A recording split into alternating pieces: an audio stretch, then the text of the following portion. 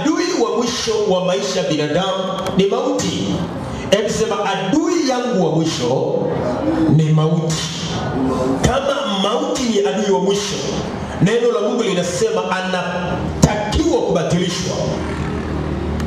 Tutambatilishaje? Tutafanyaje? Ndio ufuatilie kwa makini. Nini maana ya mauti?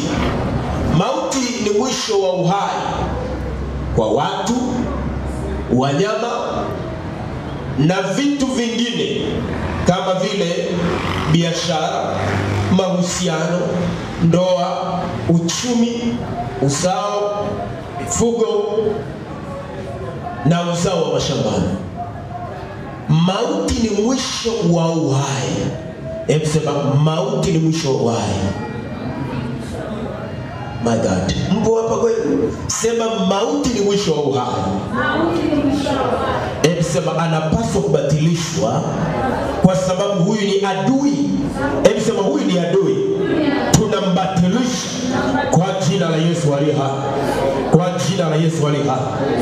Sasa kama mauti ni mwisho wa uhai wa binadamu, wanyama, ndege na vitu vingine kama biashara, mahusiano, ndoa, mauti kama mwisho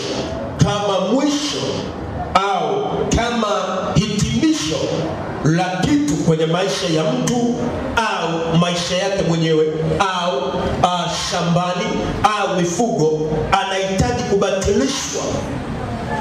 Mauti ni roho itendayo kazi, ni roho isiyoonekana, ni nguvu